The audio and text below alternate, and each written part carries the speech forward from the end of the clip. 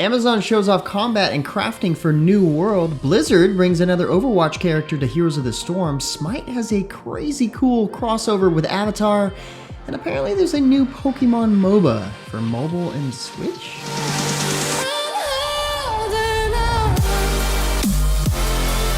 What's up guys, James Blonde here with the weekly recap for gaming news and announcements of the week of June 26th, 2020. And it's going to be a pretty packed recap this week in the wake of what would have been E3 coming to a close. So let's get started with some new and upcoming game announcements that came out these past 2 weeks. First off is the release for Unfortunate Spaceman, described as a multiplayer game about space-based murder in space. No, but seriously, this is a new free-to-play game that features solo, co-op, and multiplayer in a hut-style game where one of the players in the match is, of course, the monster. It's off to a really positive start, so you might hop on Steam and check it out. Another new game taking off this week, but on the Switch, is Ninjala. This free-to-play game is going all out, trying to create a colorful world of lots of lore and even its own anime.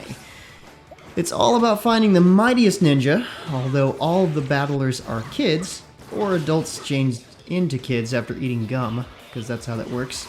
But it does have an 8-player battle royale, a team versus mode, and a story mode. Looks pretty interesting.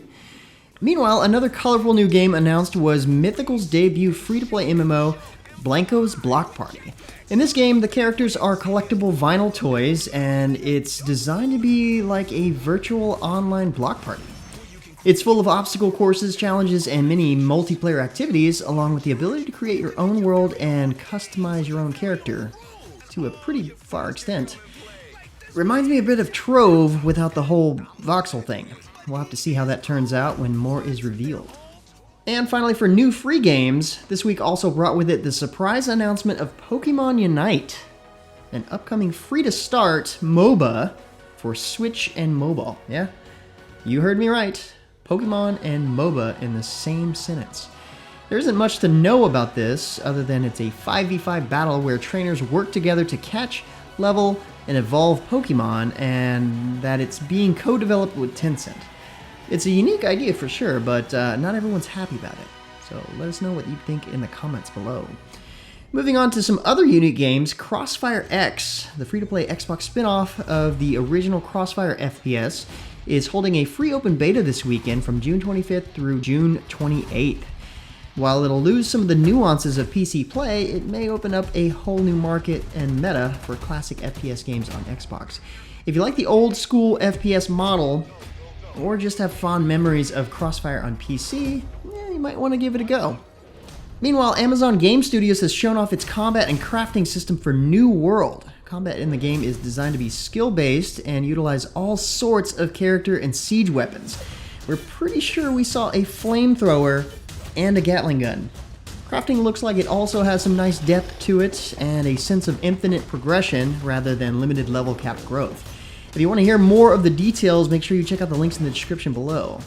Shifting to updates for games already out, let's kick off with the announcement of Phantasy Star Online's next major update, Episode 4. Scheduled to come out this August, Episode 4 takes players back to Earth in its expansive storyline. It will also introduce the battle arena, crafting, and raise the level cap to 80. PSO2 aims to have all 6 episodes released by the end of the year, putting it on an even level with the original Japanese version. Over in Heroes of the Storm, Blizzard is introducing another new playable hero, Mei from Overwatch. Bringing a chilling set of skills to the Nexus, Mei is classified as a versatile tank. Her strengths are in crowd control, mobility, and survivability, of course, though she's poor at siege and burst damage. Mei is live now in Heroes of the Storm alongside a new Nexus anomaly and the start of the Nexomania 2 event. Next up, Wargaming is kicking off its Metal Wars event for World of Tanks this coming Monday, June 29th. This 2-week global map event is available for all clans, and each battle will be played in a 15 versus 15 in Tier 10 vehicles. During the event, players can use the workshop to build one premium vehicle of their choice, and players and clans alike can earn fame points during the event to spend on additional rewards. If this sort of thing is your thing, then make sure you get ready for it to kick off next week. Speaking of kicking off, Fortnite has kicked off Chapter 2, Season 3, nicknamed Splashdown. Players will find the map flooded with water, sharks, and new marauders to defend against. Yep, they're not just limited to Doom Eternal. You can even craft your own umbrella through challenges and the Battle Pass. Speaking of Battle Pass, there's even an Aquaman outfit to unlock. Love it or hate it, you can at least admit that Fortnite tries to keep changing things up and keep it somewhat interesting. Blade and Soul has also released a new update this past week called Divine Break. The update introduces the next chapter of the game's epic storyline, sending players into the depths of the Divine Realm. It also features the third specialization for Force Masters, granting them the Way of Lightning. There's also new cosmetic items and rewards for a few events ongoing in the next month. Not to be left out, Apex Legends has kicked off a new Lost Treasures event this week. The limited time mode Armed and Dangerous Evolved is snipers, shotguns, and Evo armor only. A new item, the Mobile Respawn Beacon, lets you revive your fallen teammates on the field. A whole collection of 24 exclusive items awaits dedicated legends. In other news, Planetside 2 is also trying to stay in the action with the release of a brand new vehicle, the Colossus Heavy Tank. This bulky vehicle is a 5-seated combat platform with an activatable shield. It's also capable of transforming into the Skylance Battery, an ultra-powerful ground-to-air vehicle that has a beam so powerful it can pass through vehicles. The update has also introduced facility modules, boosts that can be deployed by outfits to grant region-wide benefits. Quite an update for Planetside 2. Vigor has also kicked off its 4th season, Warlords. The Warlords are Outlanders who have scavenged their weapons from previous conflicts, including 2 light machine guns and the Bugle F1 assault rifle. The season also introduces the Elimination Mode, a 5 versus 5 team mode that drops the win to the team that either eliminates the other team or captures an objective. This is the first time Vigor is venturing into team-based modes, so if it's something you're interested in, make sure you try it out and give the team feedback. The Season of Fortune has kicked off in Legends of Runeterra with update 1.4. The season includes a new mode, the Gauntlet, a limited time mode available only Friday through Monday and featuring a unique deck building rules. The game's master tier has also changed to rank based on LP instead of MMR, hoping to make the ranking process clearer and less punishing on a single loss. Of course, there's also a bunch of changes and tweaks to keep the game balanced as well. In other news, Ylands has launched its 1.3 update recently, titled very simply, Watery Water.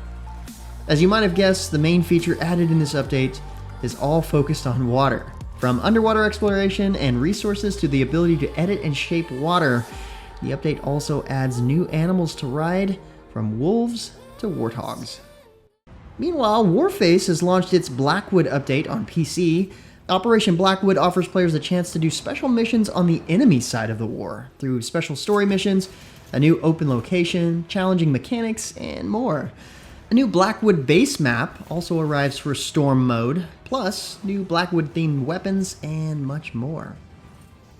Next up, World of Warships is getting another interesting crossover, this time with Warhammer 40k. This special event bundle includes Tier 8 ships Ragnarok and Ignis Purgatio. I think that's how you say it. Commanders Justinian Lyons the 13th and Arthas Rockthar the Cold, plus plenty of special flags, patches, camos, and more. Fight for the Emperor or spill blood for the Blood God in a special series of combat missions for your chance to earn some of these rewards, but know that you can only choose one side. Another curious crossover to show up is coming to SMITE. Next month, a new Battle Pass will unlock special crossover skins featuring characters from Avatar, The Last Airbender, and The Legend of Korra. Aang will become a skin for Merlin, while Zuko will become a skin for Susanoo, and Korra and her pet Naga will become a skin for Skadi. There will also be an unlockable reward skin and emote. Pretty cool. This is a really unique crossover, but it looks like the team behind SMITE has gone all in order to make it shine. Next up, Bless Unleashed has released its newest update, the Saurin Deception. This continues the storyline of Gideon and the Faceless, pitting players against the Saurin along the way. The update includes over 150 new quests, new unique class skills, new dungeons, new field bosses, and other major changes. The update's live now on Xbox One, waiting for you to dive in. And finally, for a last bit of news, Conqueror's Blade Season 4, Blood of the Empire has been announced. This season focuses its theme around the Ottoman Empire and the history and culture of Turkey. It will introduce 2 new maps designed specifically for siege and field battles, and the Battle Pass will include over 100 levels of rewards, including season-exclusive cosmetics, Turkish-themed weapon skins, and more. You can look forward to this update arriving sometime in July. But with that said, that's about it for all the major news and announcements for this week. Be sure to stay safe and keep your families healthy. Like always, you can find more information on the news topics linked in the description below. Feel free to discuss the news or even more news in the comments below. And don't forget to like, subscribe, wash your hands a bunch, hit that little bell icon to get notifications, and of course, share this video. But until next time, guys, that's going to be it for me. I'm James Blonde. See you out there, gamers.